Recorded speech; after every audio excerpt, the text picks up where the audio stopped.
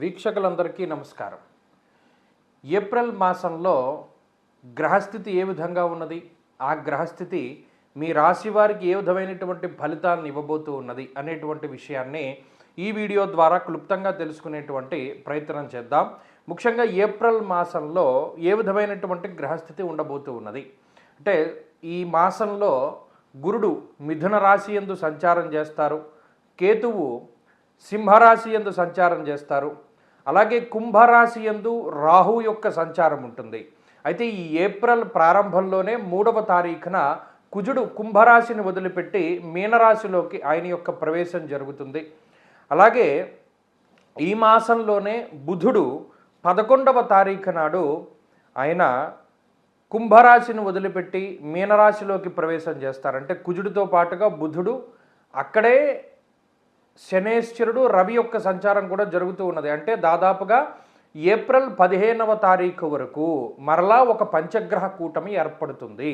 చంద్రుడితోటి కలుపుకొని రవి, శని, అలాగే కుజుడు, బుధుడు, చంద్రుడు, ఈ 5 గ్రహాలతోటి మీనరాశి యందు పంచగ్రహ కూటమి ఏర్పడుతుంది. అలాగే 15వ తారీఖు ఏప్రిల్ నెలలో రవి మారిపోయి సింహ సంక్రమణం చేస్తారు, మేష సంక్రమణం చేస్తారు. మేషరాశిలోకి రవి వెళ్ళిపోతారు. అలాగే ఈ మాసం చివరిలో 20వ తారీఖున శుక్రుని యొక్క స్థితి మేషరాశి నుండి మారి వృషభ రాశిలోకి వెళుతూ ఉంటుంది. అంటే ఇక్కడ గమనించవలసినటువంటి విషయం ఏమిటి అంటే, ఈ మాసంలో ప్రధానంగా యుతి రవి, శనేశ్చర, కుజ గ్రహాల తాలూకు యుతి అనేటువంటిది కనబడుతూ ఉన్నది. రవి, కుజ, శనేశ్చరుల యొక్క యుతి అనేటువంటిది ప్రమాదకరము. ఎందుకు ప్రమాదకరము మనం ఆదిలోనే చెప్పుకున్నాం. ఏమని? గురుని యొక్క సంచారం ఏకస్మిన్ వత్సరే జీవే రాశిత్రయం ఉపాగతే. 3 రాశుల్లో గురుడు సంచరిస్తూ ఉన్నారు. ఇది మంచిది కాదన్నాం. యుద్ధ వాతావరణము, యుద్ధ భీతి మొదలైనటువంటివి, పెట్రోల్కి సంబంధించిన ఇబ్బందులు, గ్యాస్కి సంబంధించినటువంటి ఇబ్బందులు ఇవన్నీ ఎదుర్కొంటూ ఉన్నారు. ఇప్పుడు ఈ శనేశ్వరుడు, కుజుడు, అలాగే రవిగ్రహాల యొక్క కలయిక వల్ల ఉష్ణ సంబంధమైనటువంటి సమస్యలు, కని విని ఎరుగని రీతిలో హీట్ వేవ్ అనేటువంటిది రావడానికి ఈ మాసంలో విపరీతంగా అవకాశం ఉంటుంది. రవికుజ శనేశ్వరుల యొక్క కలయిక విస్ఫోటనంగా చెప్తారు. అంటే అగ్నిపర్వతాలు బద్దలవ్వడానికి, రోళ్ళు రోకళ్ళు పగిలిపోయేటంత ఎండవేడిమి ఉండడానికి, అంత గరిష్టమైనటువంటి ఉష్ణోగ్రతలు రావడానికి ఎక్కువ అవకాశం ఉంటుంది. కాబట్టి విద్యుత్తుకి సంబంధించినటువంటి ప్రమాదాలకి, లేదా ఈ అగ్ని సంబంధమైనటువంటి ప్రమాదాలకి, కార్చిచ్చులకి, మరీ ముఖ్యంగా మనం పంచాంగ శ్రవణంలో కూడా చెప్పుకున్నాం, అడవిలో ఉండేటువంటి జంతువులకి ఇబ్బంది అని, అటువంటి వాటికి ఎక్కువ అవకాశం ఉంటుంది. కాబట్టి ఈ ఏప్రిల్ మాసంలో కొంచెం మనం ఈ విషయాల మీద దృష్టిని పెట్టుకొని అప్పుడు మన రాశి ఫలితాలని చూసుకోవాలి. కర్కాటక రాశి వారికి ఏప్రిల్ మాసము మిశ్రమమైనటువంటి మాసము.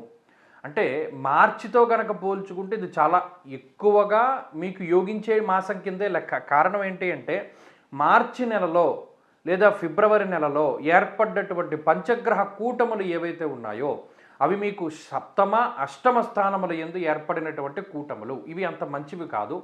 ఈ కర్కాటక రాశి వారి యొక్క ఆత్మస్థైర్యాన్ని కానీ, లేదు కొంత బలాన్ని కానీ, లేదా మీ మీద మీకు ఉండేటువంటి నమ్మకాన్ని కానీ అవన్నీ తీసేస్తుంది ఆ గ్రహస్థితి. ఏముంది? అష్టమంలో కుజుడు, అష్టమంలో రాహువు, అష్టమంలో బుధుడు, అష్టమంలో చంద్రుడు, అష్టమంలో రవి.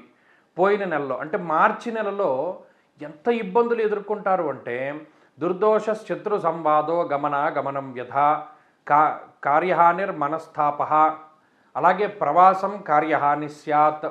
చెప్పుకుంటూ పోతే వచ్చిన రూపాయల్లా కూడా ఎక్కడా నిలవ వేయకుండా ఖర్చు అయిపోయినటువంటి పరిస్థితే ఉంటుంది. అంటే ఒక మాసం మొదట్లో ఏదైనా ఒక రూపాయి మిగులు బడ్జెట్ తోటి ప్రారంభించినటువంటి కర్కాటక రాశి వారు మార్చి పూర్తయ్యేసరికి ప్రతి రూపాయి కూడా ఖర్చు పెట్టేసుకుని కొంత లోటు బడ్జెట్లోకి వెళ్ళిపోయినటువంటి పరిస్థితి. ఏమంటే ఈ ఖర్చు పెట్టిందల్లా కొన్ని గతంలో చేసిన అప్పుల కన్నా ఇంకోటి తీర్చడానికే ఖర్చు పెట్టి ఉండొచ్చు, కానీ అక్కడ నిలవలు లేవు కదా, ఖజానాలో మొత్తం ఖాళీ అయిపోయింది. అలాగే ఎంత మంచి చేసినా బంధువుల నుండి కానీ, లేదా మిత్రుల నుండి కానీ, లేదా కుటుంబ సభ్యుల నుండి కానీ సరైనటువంటి స్పందన లేదు. అంటే మీరు మెచ్చుకుంటారని కాదు, కనీసం వాళ్ళ దగ్గర నుండి సరైనటువంటి స్పందన లేదు. మీరింత కష్టపడ్డారు, మీరింత గొప్ప కార్యక్రమాన్ని చేశారు అనేటువంటి మాటలు కూడా వారి దగ్గరికి రాకపోవడం వల్ల వారి దగ్గర నుంచి కొంత మానసికమైనటువంటి ఇబ్బంది ఉంటుంది. అలాగే మీరు మార్చి నెలలో గమనించండి, ఎంత కష్టపడ్డారంటే అంత కష్టపడ్డారు. అంటే ఓవర్ టైం చేశారు, కొన్ని సందర్భాల్లో మీ పని కాకపోయినా మీరు చేశారు. అలాగే మీకు సంబంధం లేని విషయాల్లోకి మీరు వెళ్ళారు. దానివల్ల ఇతరుల చేత మాటలు పడ్డారు. మీ చేతిలో ఉన్న డబ్బు ఖర్చయింది, మీ చేతిలో ఉన్న సమయం ఖర్చయింది, మీకున్నటువంటి శక్తిని ఖర్చు పెట్టారు. శక్తికి మించి కష్టపడ్డటువంటి పరిస్థితులు మార్చి నెలలో కర్కాటక రాశి వారికి ఉన్నాయి. మరి ఈ మాసంలో అటువంటివి ఏమీ ఉండవు. ఎందుకంటే అష్టమంలోంచి గ్రహాలన్నీ వెళ్ళిపోయాయి కాబట్టి. అష్టమ కుజుడు వెళ్ళిపోయారు, అష్టమ బుధుడు వెళ్ళిపోయారు, అష్టమంలో ఉండేటువంటి రవి వెళ్ళిపోయారు. కాబట్టి ఈ మాసంలో అన్నీ 9వ స్థానంలోకి వెళ్ళాయి గ్రహాలు. సరే, ఈ మాసంలో యోగించేటువంటి గ్రహాలు అంటే ఏమీ లేవు మరలా. అంటే ఒక్క శుక్రుడు మినహాయించి, చంద్రుడు మినహాయించి యోగించేటువంటి గ్రహాలు ఏమీ లేకపోయినప్పటికీ ఇక్కడ ప్రతికూలించే గ్రహాల సంఖ్య తగ్గిపోవడం అనేటువంటిది చాలా గొప్ప విషయం. మీరు గమనించండి, సుఖంగా ఉండకపోయినా పర్వాలేదురా బాబు, మనకి మాత్రం ఇబ్బంది రాకూడదు అనేటువంటి మనస్తత్వం చాలామందిలో ఉంటుంది. అటువంటి వాళ్ళందరూ కూడా బాగుపడతారు నిజంగా. మీరు గమనించండి, కనీసం ఫ్యాన్ ఉంటే సరిపోతుంది, ఏసీ అక్కర్లేదురా బాబు, ఆ ఫ్యాన్ కూడా లేదు మా ఇంట్లో, కాబట్టి కనీసం ఫ్యాన్ ఉంటే చాలు అనేటువంటి భావన ఎక్కువగా ఉంటుంది. కాబట్టి ఇక్కడ ప్రతికూలించే గ్రహాల సంఖ్య తగ్గిపోయినప్పుడు, అనుకూలించే గ్రహాలు లేకపోయినా కర్కాటక రాశి వారికి ఈ నెల బాగానే వెళుతుంది.